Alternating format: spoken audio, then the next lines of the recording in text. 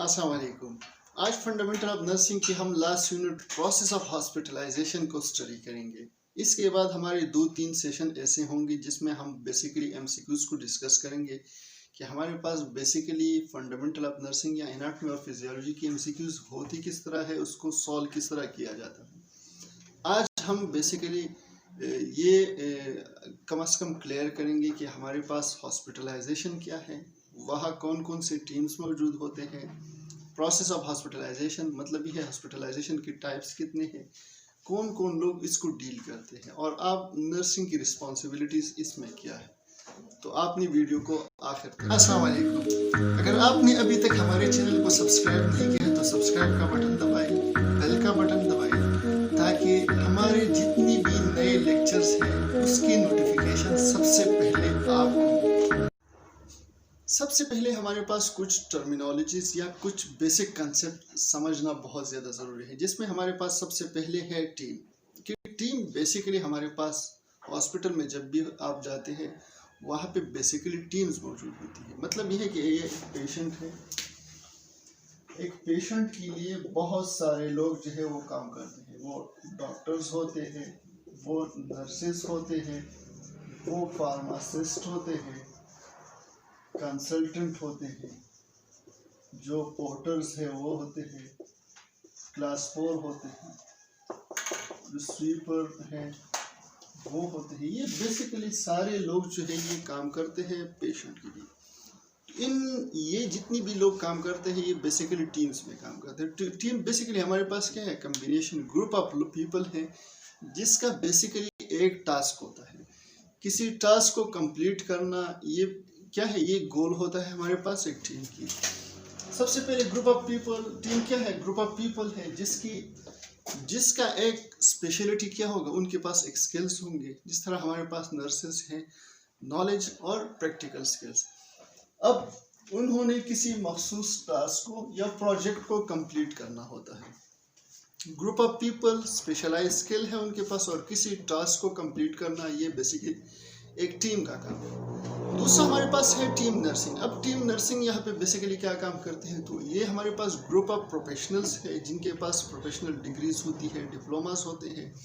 वो ग्रुप जो बेसिकली उनका काम क्या होता है, केयर, पेशेंट की असेसमेंट, प्लानिंग और साथ में इम्प्लीमेंटेशन, ताकि पेशेंट को क्वालिटी केयर प्रोवाइड किया जाए। ये हमारे पास टीम नर्सिंग का मेन एम होता है, मकसद होता है। अब इसमें नर्सिंग में अगर आप लोग देखें तो फिर हमारे पास हायरार्की स्टार्ट हो जाती है। जिस तरह गवर्नमेंट में चीफ नर्सिंग सुपरिटेंडेंट, फिर नर्सिंग सुपरिटेंडेंट, फिर हेड नर्स, फिर असिस्टेंट हेड नर्स, ठीक है। इसी तरह अगर आप गवर्नमेंट अब प्राइवेट में देखो तो पहले डायरेक्टर होती है, फिर मैनेजर होते हैं हर एरिया की, फिर असिस्टेंट मैनेजर होते हैं, फिर हेड नर्स होते हैं।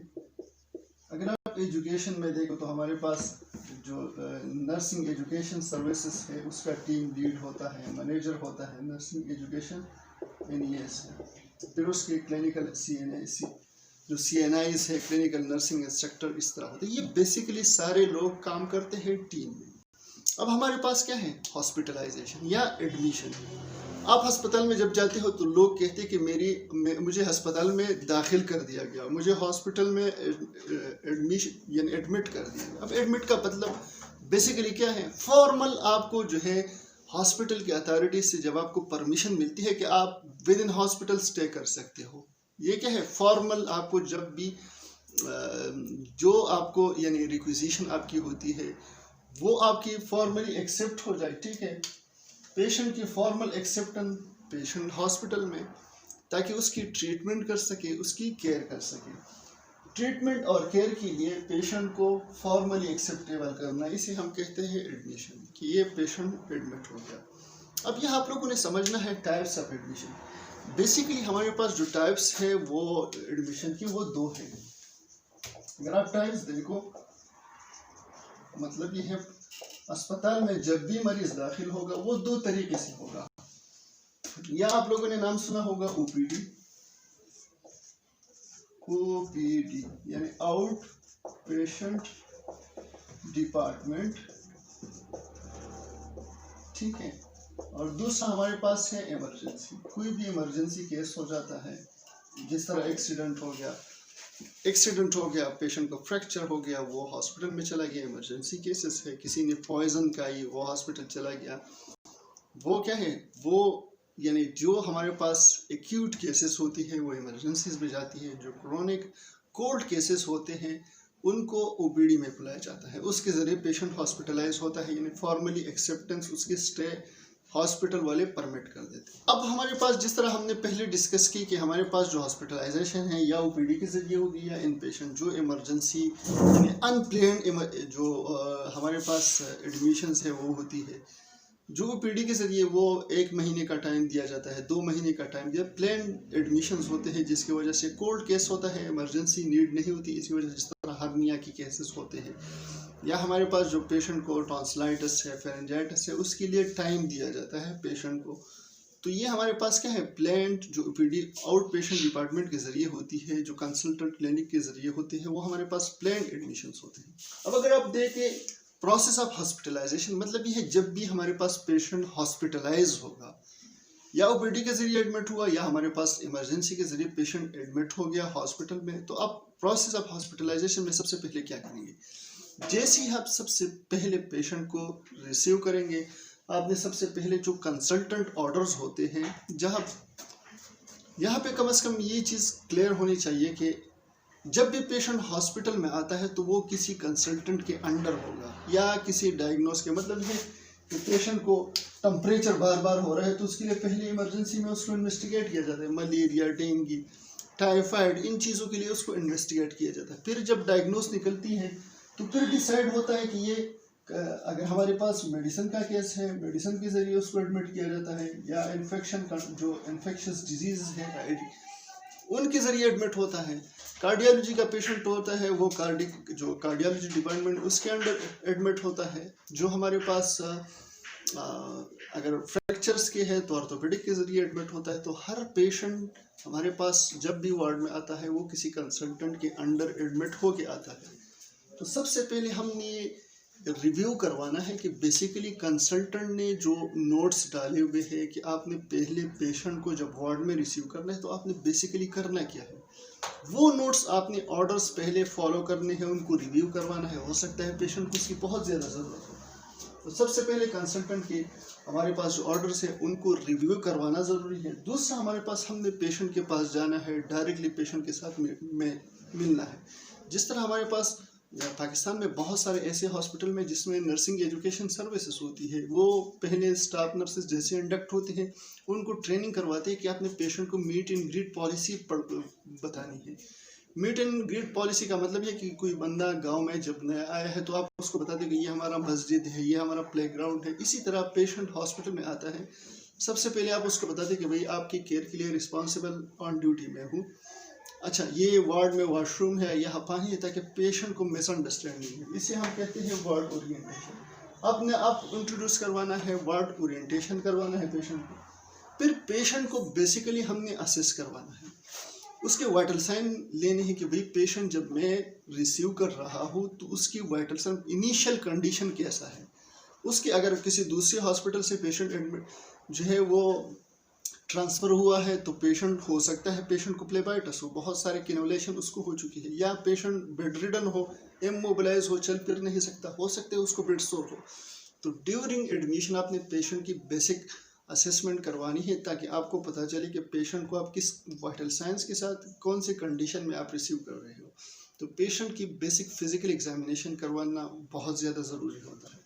ये हमारे पास बेसलाइन असेसमेंट होगी। फिर पेशेंट के साथ आपने इंटरव्यू करना होता है कि पेशेंट आपको शुगर है, कितने साल से है, कौन कौन से टेबलेट्स ले रहे हो, ब्लड प्रेशर है, कितने साल से, पहले कभी दाखिल हुए थे। हिस्ट्री आप पूछते हो पेशेंट से, हिस्ट्री आपने पूछी। फिर आपने क्या किया, जो बेसिक चीज़ें जिस तरह वॉशरूम में उसको टॉवल की ज़रूरत पड़ेगी, जो हमारे पास साबुन की ज़रूरत पड़ेगी, ये बेसिक ब्रश, इन चीज़ों की ज़रूरत पड़ती है, या जो यूनिफॉर्म हॉस्पिटल ड्रेस होता है, वो बेसिक चीज़ें जो पेशेंट की यूज़ में होंगी वो आप पेशेंट को क्या करेंगे, प्रोवाइड करेंगे बेसिक चीज़ें। और साथ में आखिर में आप क्या करेंगे, आप डॉक्यूमेंटेशन करेंगे। डॉक्यूमेंटेशन किस तरह करते हैं कि भाई एक पेशेंट टाइफाइड के साथ हमारे पास एडमिट हुआ तो हम क्या कहते हैं कि भाई 45-year-old patient received in what, इस टाइमिंग को, इस डेट को, विद दिस, ये डायग्नोस के साथ अंडर द कंसल्टेंट अपडेट, इस कंसल्टेंट के अंडर हमने एडमिट किया। फिर आप बेसिक वाइटल साइन और फिजिकल एग्जामिनेशन और पेशेंट की अगर हमारे पास कोमॉर्बिड्स है वो डॉक्यूमेंट करते हो। इससे पता चलता है कि किस कंडीशन में आपने पेशेंट को रिसीव किया है। डॉक्यूमेंटेशन बहुत इंपॉर्टेंट। और आखिरी स्टेप होता है हमारे पास प्रोसेस ऑफ हॉस्पिटलाइजेशन। अब हमारे पास ये है कि पेशेंट हॉस्पिटलाइज हुआ, प्रोसेस ऑफ हॉस्पिटलाइजेशन कंप्लीट हो गई, तो आपकी इन पूरी प्रोसेस में आपकी रिस्पॉन्सिबिलिटी बीइंग अ नर्स क्या क्या है। सबसे पहले हमारे पास क्या है कि पेशेंट की जो रिव्यू ऑर्डर्स है उनको आपने फॉलो करना है कि क्या क्या पेशेंट को नीड है वो आपने क्या करना है, वो पूरी करनी है उनको। और अपना केयर, अपना जो प्लान है वो आपने कम से कम क्या बनाना है कि पेशेंट की फ्लूइड्स है तो उसके लिए पहले मैंने आईवी कैनुलेशन लगानी है, पेशेंट की जो स्टिकिंग है वो करनी है, लेबलिंग करनी है, पेशेंट की रिटेंशन है, फॉलिस की स्टरलाइजेशन करनी है, अपना एक पूरा प्लान बनाना है। फिर आपने क्या करना है, जो जिस तरह पेशेंट हमारे पास वार्ड में आता है उसको एक्सरे, अल्ट्रासाउंड या उसकी जो मेडिकेशन है वो एडमिनिस्टर हो यानी उसका ऑर्डर मिल चुका होता है, तो आपने दूसरी जो डिपार्टमेंट होती है, जिस तरह अगर पेशेंट को एक्सरे का कहा गया है आपने एक्सरे डिपार्टमेंट से बात करनी है, अल्ट्रासाउंड बताया गया अल्ट्रासाउंड वालों से बात करनी है, फार्मेसी से मेडिसिन है फार्मेसी से बात करनी है, कम्युनिकेशन दूसरी डिपार्टमेंट के साथ करनी है। फिर हमारे पास ये पेशेंट की जो नीड्स होती है, वहाँ जो ज़रूरत होती है, यूनिफॉर्म जो बेसिक चीज़ें हैं वो आपने प्रोवाइड करनी है। फिर हमारे पास पेशेंट नया होगा हॉस्पिटल में तो आपने उसको साइकोलॉजिकल सपोर्ट, पेशेंट परेशान हो जाता है कि भाई कभी कभार इश्यूज कम होते हैं, इसी वजह से पेशेंट बहुत ज़्यादा परेशान होता है कि मुझे हॉस्पिटलाइज करना है, तो आपने उनको साइकोलॉजिकल सपोर्ट देना है, हौसला देना है पेशेंट को। साथ साथ में हमने अपने आप को इंट्रोड्यूस करना है, माहौल जो सराउंडिंग है, वार्ड ओरिएंटेशन है वो करवानी है। फिर हमने पेशेंट को जो हॉस्पिटल की रूल्स रेगुलेशन है, मतलब ये है कि आप के साथ कितने बंदे रह सकते हैं, अच्छा विजिटिंग हॉर्स फैमिली का अगर कोई मिलना चाहते हैं तो आप कितने बजे से कितने बजे तक आ सकते हैं, हमारे हॉस्पिटल में कौन कौन से फैसिलिटीज़ है, जिस तरह लिफ्ट है, व्हील चेयर्स है, स्ट्रेचर है, उन चीज़ों का बताना है अपने पेशेंट को। अच्छा, पेशेंट की हिस्ट्री लेनी है, पेशेंट की फिजिकल एग्जामिनेशन करना है अपने, जिसमें बेसिक वाइटल साइंस है हमारे पास। अच्छा, पेशेंट को आपने जो वैल्यूएबल आइटम्स होगी, घड़ी है, पेशेंट के पास मोबाइल है महंगा, तो सबसे पहले अगर जिन चीज़ों की ज़रूरत नहीं है उनको घर भिजवाना है। जो चीज़ें पेशेंट अपने पास रखना चाहता है तो आपने उसको बताना है कि हॉस्पिटल की पॉलिसी क्या है, मतलब ये क्या है, लॉकर है लॉकर में रखना है, अटेंडेंट के हवाला करना है। जो हॉस्पिटल की पॉलिसी हो वो क्लियर करवानी है कि बाद में जिम्मेदारी आपके ऊपर ना आए। पेशेंट की जो जिन चीज़ों की ज़रूरत नहीं है वो घर भिजवाने हैं। अच्छा, पेशेंट की जो अटेंडेंट है उनको बताना है कि आपने लुक आफ्टर इन चीज़ों का करना है। आखिर में आपकी रिस्पॉन्सिबिलिटी में एक इम्पॉर्टेंट चीज़ वो क्या है, डॉक्यूमेंटेशन। इन सारी चीज़ों के अपने डॉक्यूमेंटेशन करने हैं, पेशेंट कितने बजे रिसीव किया, किस टाइम किया, कौन से कंडीशन में किया, किस डायग्नोस के साथ, और उसकी रिव्यू ऑर्डर्स पहले जो रिसीविंग ऑर्डर्स थे वो क्या क्या, ये सारी चीज़ों की आपने डॉक्यूमेंटेशन करनी है।